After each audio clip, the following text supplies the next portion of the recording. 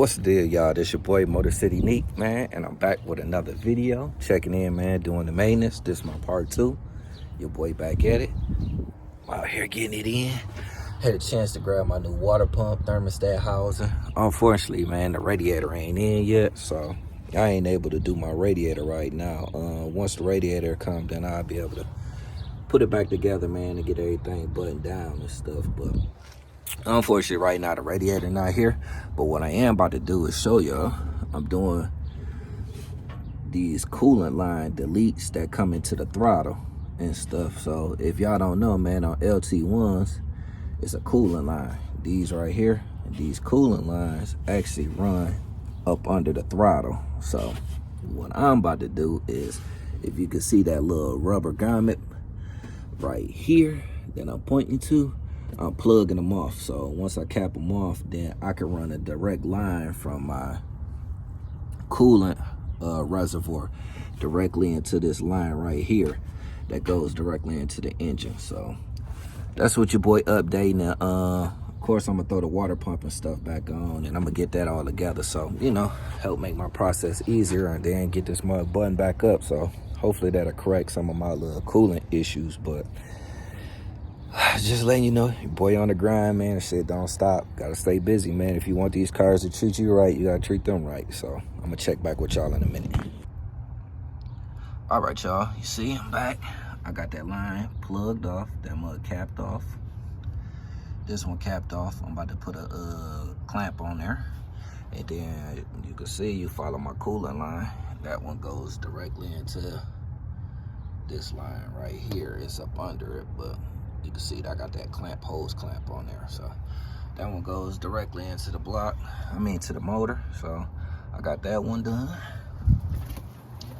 Now put my sensors back on and put my thermostat back on, and I should be good to go. And then I'll button that water pump back on and get the process back going. And all I gotta do is just wait for that radiator once again. But hey, part of that maintenance, still on it. All right, y'all. My Motor City people, your boy back. Got the water pump all buttoned down. Got everything all good in there. My sealers. Also got the delete. My coolant going through the throttle delete done. Clamps on everything.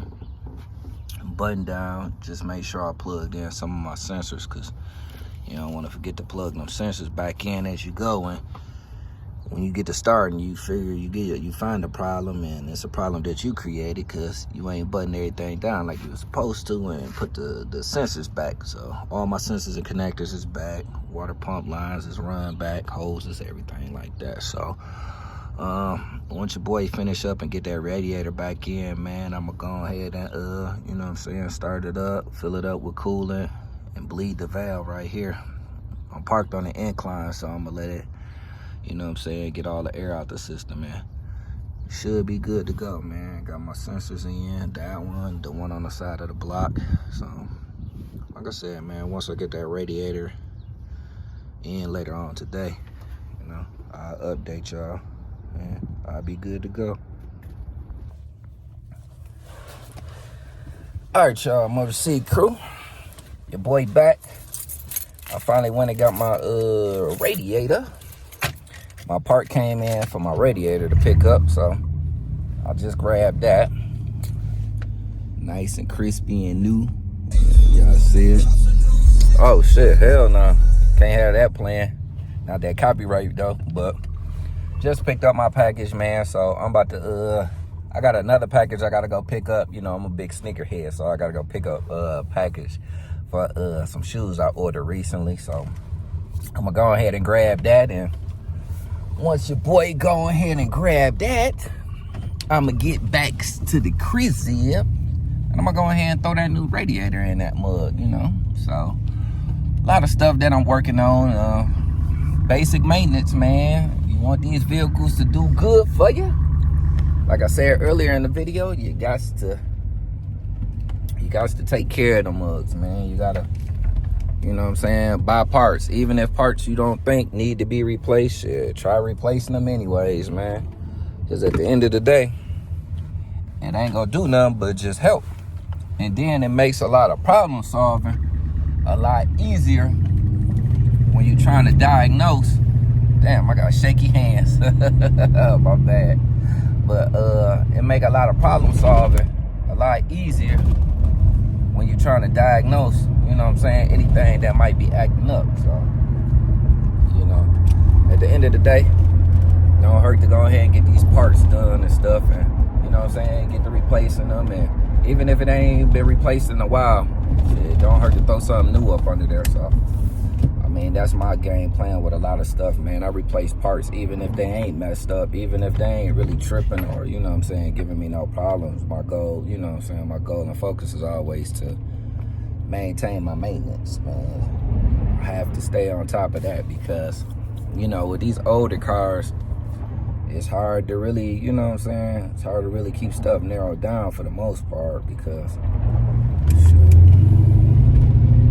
the slightest thing could be the smallest thing. I ain't gonna say this, not the slightest thing, but the smallest thing can, you know what I'm saying, can turn into a big problem if you don't take care of your little maintenance. So I'm gonna go ahead, man, and get to where I'm going. Once I get to the destination and grab my other package, then, you know what I'm saying, I'll go ahead and check back in with y'all in a second. All right, y'all, your boy got the radiator. Shit, put it in so far. In case y'all didn't know, man, some of these radiators don't match up with the aftermarket ones, so you have to get these adapter pieces, man. These adapter pieces allow your cooling lines. This is my trans cooling line.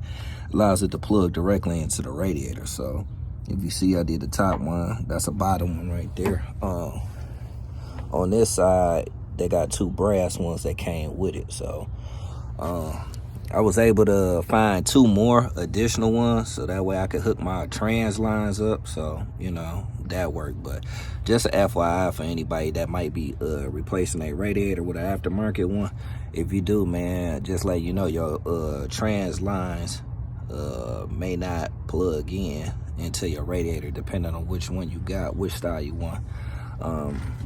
Different style 5.7s come with an outside cooler line, where you don't have to worry about it, and then some of them do have it. So, you know what I'm saying, you just gotta just keep that in mind. So I'm gonna check back with you once I get everything buttoned down and stuff.